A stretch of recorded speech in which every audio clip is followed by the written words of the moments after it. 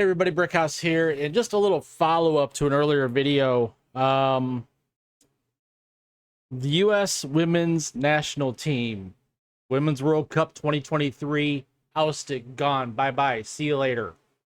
Fans on Twitter, they were actually happy that this team failed in their quest for the three-peat.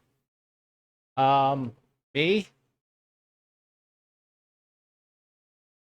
I mean, granted, it's the national team, it's the United States, but I can't help but feel a little bit of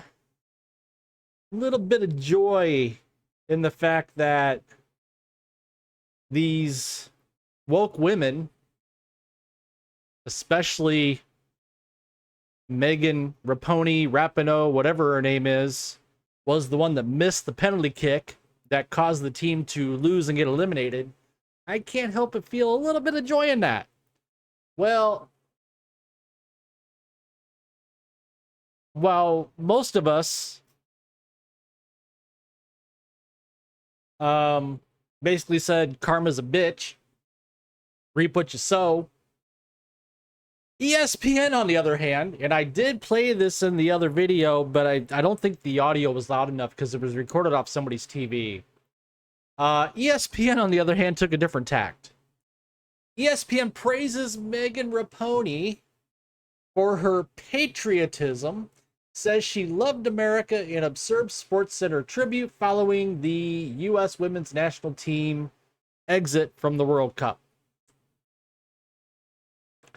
ESPN has praised every move made and every word said by MeganRapinoe for close to a decade now, so by no means did it come as a surprise that the network ran a lengthy tribute video highlighting her career on SportCenter as her time with the U.S. women's national team comes to a close following the ouster from this year's World Cup and the loss to Sweden. Instead of focus on Rapinoe's many accomplishments on the field, of which there are plenty, ESPN couldn't help but make politics the center of attention. Go figure, ESPN. Not only did the network bring politics into the mix, it delivered them in its typical left-leaning way. In other words, ESPN pushed a version of a make-believe reality that only its liberal audience will agree with, while the rest of the country will recognize it for what it is, which is a bold-faced lie. Rapinoe's fiance Sue Bird narrates the video and highlights Rapinoe's patriotism, quote-unquote, throughout her career while claiming that she knelt during the national anthem because she loved America. Now that's a load of BS if I've ever heard it. In fact, let's try to play this tribute since I played it early and you really couldn't hear it. There's no one quite like MeganRapinoe. She was just a kid from a small city called Redding, California, when soccer swung the doors to the world wide open. She went to college in Portland, Oregon, and played professionally in Chicago and Philadelphia before stints abroad in Australia and France, and then to Seattle. Wherever she's gone, she's represented the best of the United States. She is audacious and confident. She dazzles her way through defenders, and she isn't afraid to try stuff. She is unapologetically herself, and she never tries to be a player she's not. Rapinoe! You gotta go ahead and let him know. Over her more than 14 years representing the U.S. national team, Megan has done things her own way, and it has lifted her into the pantheon of all-time great athletes.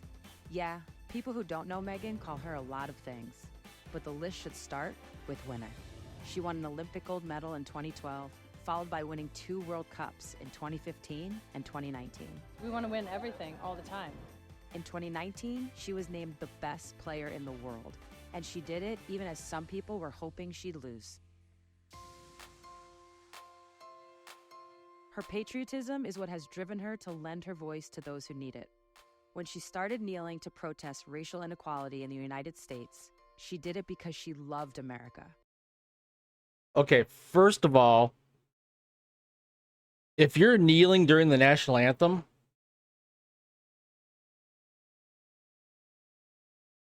It's not because you love America.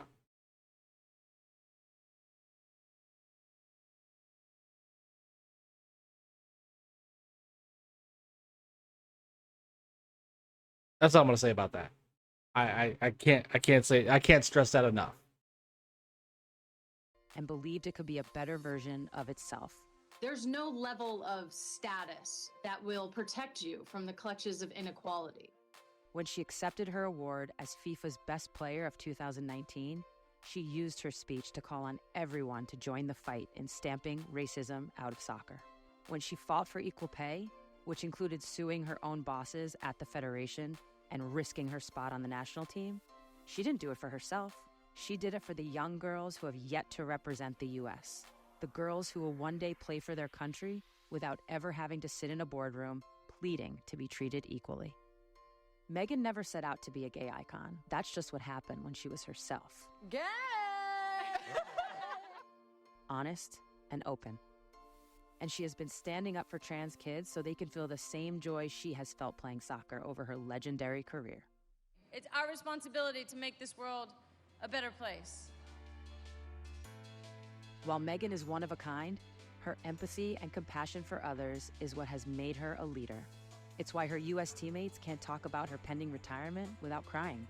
She's done such incredible things for this team and for the world. It's why the people who don't know her can criticize her, but everyone who does know her loves her. When Megan retires, she won't stop using her voice. She won't stop expressing herself. She won't stop doing all the things that make her MeganRapinoe. But the sport will be just a little less fun without her.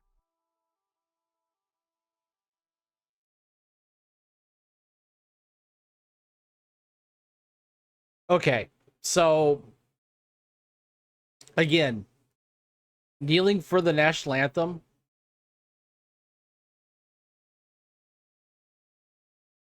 Nobody does that. You're not setting the correct tone. You're not saying the correct thing when you kneel for the national anthem. Okay, that's first thing. Like in this article here at Outkick, the people who don't know her criticize her, but everyone who does know her loves her.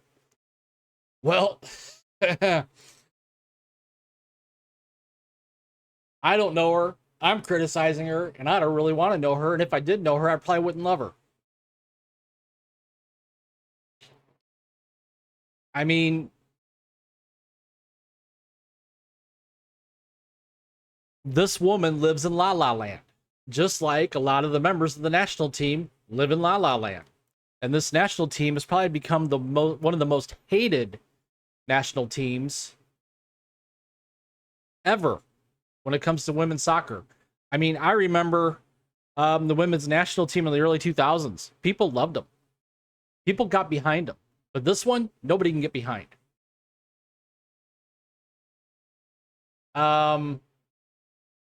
So there you have it. ESPN's latest piece of work from the left, injecting politics into a tribute video, when the tribute video could have been simply about her accomplishments on the field and what she's done for the last however many number of years. But no, we had to go one step further about suing the U.S. Soccer Federation or whatever it's called for equal pay, kneeling for the national anthem, supporting Black Lives Matter, supporting protect trans kids. All this stuff that didn't need to be in there was inserted in there. So I'll leave it up to you guys. Comment down below, share your thoughts. While you're at it, please take the time to smash that like button, subscribe to the channel, hit the notification bell to get notified when my content becomes available here on YouTube. And as always, I thank you for watching. Thank you for tuning in, and I will see you later.